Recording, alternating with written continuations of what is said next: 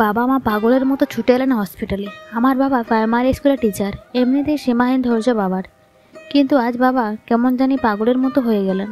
হসপিটালে এসে চিৎকার করে কাঁদতে কাঁদতে বললেন, কি হয়েছে আমার মার, কি হয়েছে? ডাক্তার সাহেব বলেন, ভাই এত উত্তেজিত হয়ে উঠছেন কেন? ভয়ের কিছু কারণ নেই, বরং আপনার জন্য তো সুখবর আছে। আগে দোকান থেকে মিষ্টি নিয়ে আসুন গিয়ে, তারপর সুখবর শুনবে। বাবা অবাক হয়ে বলেন, মিষ্টি আনবো কেন? আগে নিয়ে আসুন না, তারপর বলছি। মেয়েকে নিয়ে টেনশন করবেন না, সে পুরোপুরি সুস্থ। মিষ্টি ছাড়া আপনাকে সুখবর দেওয়া যাবে না। বাবা আল্লাহ দুলিয়া বলে মিষ্টি আনতে চলে গেলেন।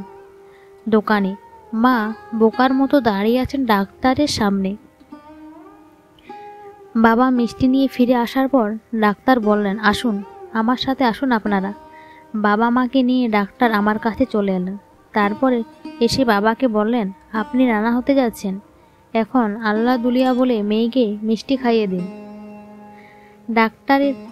ডাক্তারের মুখ থেকে কথাটা শুনে বাবার মুখটা কেমন যেন মলিন হয়ে উঠল, চোখ দুটো হয়ে উঠল লাল। রাগি রাগি সঙ্গে সঙ্গে বাবার হাত থেকে মিষ্টির প্যাকেট দুটো মাটিতে ঝপ করে পড়ে গেল। আর বাবার আমার কাছে এসে দুই গালের দুটো শক্ত চড় বসে দিয়ে বললেন, ডাক্তার কি বলছে এসব? আমি চুপ করে রইলাম। শুধু চোখ থেকে গাল বেয়ে গড়িয়ে পড়ল কফটা গরম রক্তহীন জল। বাবা আর কথা বললেন না। মিষ্টির প্যাকেটের মতো তিনিও ঝপ করে বসে পড়লেন ফ্লোরের উপর। এবার মা এলেন আমার কাছে। তারপর আমার চুল টেনে ধরে নাকে মুখে চড় বসিয়ে দিতে দিতে বলতে লাগলেন, তুই আমার মেয়ে হয়ে এইসব করেছিস আমি ভাবতেও পারছি না। ইচ্ছে করছে এক্ষুনি তোকে গলা টিপে মেরে ফেলি। ডাক্তার সাহেব এতক্ষণ বিষয়টা বুঝতে পারছিলেন না, কিন্তু এখন ঠিকই বুঝতে পেরেছেন আসল ঘটনা। আসল বললেও ভুল হবে। তিনি হয়তো মনে মনে ধারণা করেছিলেন আমি বিবাহ বহির্ভূত কোনো একটা ছেলের সাথে বেড শেয়ার করেছিলাম, কনসিভ করেছি। ডাক্তার সাহেবের মুখ কেমন লাল হয়ে যেতে দেখা গেল। মা এবার আমার চুল শক্ত করে টেনে ধরে বললেন, কার সাথে এসব করেছিস বল? আমি কিছু বলতে পারছি না, ঠোঁট কাঁপছে থরথর করে। মা আমার মাথার চুল শক্ত করে টেনে ধরেছেন, যেন টেনে টেনে আজকেই ছিঁড়ে ফেলবেন আমার মাথার সবকটা চুল। আমায় চুপ করে থাকতে দেখে মা আবার আমার গালে চড় বসে দিয়ে শুরু করলেন। আমি এবার কেঁদে উঠলাম। মা আমার মুখে এখন থুথু ছিটিয়ে দিয়ে বলেন, হারামজাদি বেহইয়া, লজ্জা শরম নাই তোর? গা ছয়টা কান্দা কাটি শুরু করছিস একবার যে। বাবা ফ্লোরের উপর বসে থেকে মাথায় হাত দিয়ে টোকা দিতে দিতে বিলাপ করে বললেন, এই কাজ করার আগে একটিবারও মনে পড়ল না তোর বাবার কথা? তোর বাবা এলাকার একজন আদর্শ শিক্ষক, তা তুই ভালো করে জানিস। মানুষ আমায় নিয়ে গর্ব করে বুক ফোলায়, চায়ের স্টলে আমাকে ডেকে নিয়ে বসায়, চা বিস্কুট খেতে দিয়ে তারা বলে ছেড়ে ছেলে মেয়ে দুইটা ফেরেশতার মতন। শহরে থাইকা লেখাপড়া করে, অথচ কি নম্র ভদ্র, দেখলেই মন গলে যায়। মন থাইকা আপনা আপনি দোয়া আসে। এবার যখন ওরা শুনবে আমার মেয়ে বিয়ে শাদি ছাড়াই এই সর্বনাশ করেছে, তখন এই প্রশংসা কোথায় যাবে? আমি মানুষের কাছে মুখ দেখাবো কি করে রে তরুণা? কাজটি করার আগে তুই কি একটিবারও ভাবে দেখলি না তুই কার সন্তান? আমি কি করব, আমি কি বলবো? কাঁদছি, কান্না ছাড়া যে আমার কিছুই করার নাই। ডাক্তার সাহেব এবার বাবার হাতটা ধরলেন, তারপর বললেন, ভাই মেয়েটা না হয় একটা ভুল করেই ফেলেছি।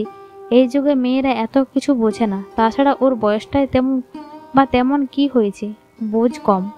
এখন বিলাপ না করে চিল্লাপাল্লা বন্ধ রেখে সমাধান খুঁজুন। এই দেশের মানুষ ভয়ঙ্কর রকমের খারাপ। এরা যখন এরকম একটা ঘটনা আজ পাবে, তখন দেখবেন সারা দেশে টোল পিটিয়ে বলে বেড়াবে, জনে জনে বলবে অমুক মাস্টারের মেয়ে একটা কুকাম করেছে। ছি ছি ছি, ডাক্তার সাহেব ভুল বলেনি, কিন্তু তার কথাগুলো শুনে আমার খারাপ লাগছে। আমি তার অবৈধভাবে সম্পর্ক স্থাপন করিনি, বিয়ে করেছি, কিন্তু লুকিয়ে চুকিয়ে বিয়ে যে আমাদের সমাজের কাছে এখনো ভালো কিছু নয়। আর ভালো কিছু হবেই বা কি করে? এসব লুকিয়ে চুকিয়ে বিয়ের ভবিষ্যৎটাই বা কি? এই যে আমি লুকিয়ে বিয়ে করলাম, এখন আমার বর উধাও। বিসি দেওয়ার নাম করে যোগাযোগ বন্ধ রেখে বর চলে গেছে আমেরিকা। পেটে দিয়ে গেছে এক সন্তান। এখন এই সন্তানের ভবিষ্যৎ বা কি? ডাক্তার কেবিন থেকে চলে গেছেন, আমার শরীর এখন সুস্থ। মায়ের কাছে আমি সব বলছি, বাবাও শুনছেন সব কিছু। শুনে মা বলছেন, এত বড় সাহস করলি কিভাবে? কেন বিয়ে করেছিলিস গোপনে? আমাদের জানাসনি কেন? আমি কাঁপা কাঁপা গলায় বললাম, ছেলে বেকার ছিল, তাছাড়া আমি মাত্র অনার্স সেকেন্ড ইয়ারে পড়ি, পড়াশোনার অনেক বাকি। আমায় নিয়ে তোমাদের কত স্বপ্ন। আমার মুখ থেকে বাবা কথাটা কেড়ে নিলেন। বাবা বললেন, স্বপ্ন? তোকে নিয়ে আমাদের স্বপ্ন? গোপনে বিয়ে করে আর এত বড় একটা ঘটনা ঘটিয়ে আমাদের স্বপ্ন তুই একেবারে পূরণ করে দিয়েছিস। বাহ মা বাহ, তোকে নিয়ে গর্বে আমার বুক ফুলে উঠেছিল। বাবা কথাগুলো বলে কেঁদে উঠলেন, হাউমাউ করে কেঁদে উঠলেন।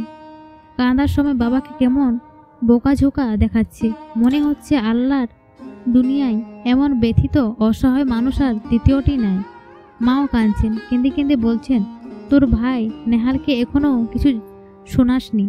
ও যা রাগি, শুনলে কি হবে ভাবতে পারছিস? তোকে গলা টিপে মেরে ফেলবে একেবারে, তারপর নিজেও মরবে। আমিও কাঁদছি, না খেয়ে মুখে কাপড় চেপে ধরে কাঁদছি। মা আবার বলবেন, ওই ওই নাম্বারটা দে, ফোন ধরিয়ে দে আমায়। ওই শোরটার মার সাথে আমি কথা বলবো, দেখি কেমন সন্তান জন্ম দিয়েছে সে। আমি ভয়ে ভয়ে ওর নাম্বার ফোনে দিলাম। Phone switch off. মা রেগে মেগে আগুন হয়ে বললেন, ওদের বাড়ির ঠিকানা বল, কোথায় ওদের বাড়ি? আমি খানিক সময় চুপ থেকে বললাম, ময়মনসিংহের ফুলপুরে, কিন্তু ওরা ঢাকাতেই থাকে, মিরপুর একে ওদের বাসা। মা বাবাকে বললেন, তুমি তুন্নার কাছ থেকো, আমি মিরপুর থেকে আসছি, দেখে আসি ওই বেজানোয়ারটার মাকে, আর ওই কমজাত মেয়েটাও নাগলে পেয়ে কান ধরে হারামজাদিকে এখানে নিয়ে আসব। মা সন্ধ্যাবেলায় গেলেন মিনপুর, ফিরে এলেন রাত 12টার সময়। তার মুখ বিরস, শরীর জুড়ে কান্তির ছাপ। মা এসে বেডের উপর ধপ করে বসে পড়ে বিলাপের করুণ স্বরে বললেন, নাই, মিনপুরে ওদের কেউ নাই। বাবা বললেন, কোথায় আছে? কোন তথ্য বের করতে পারেছ?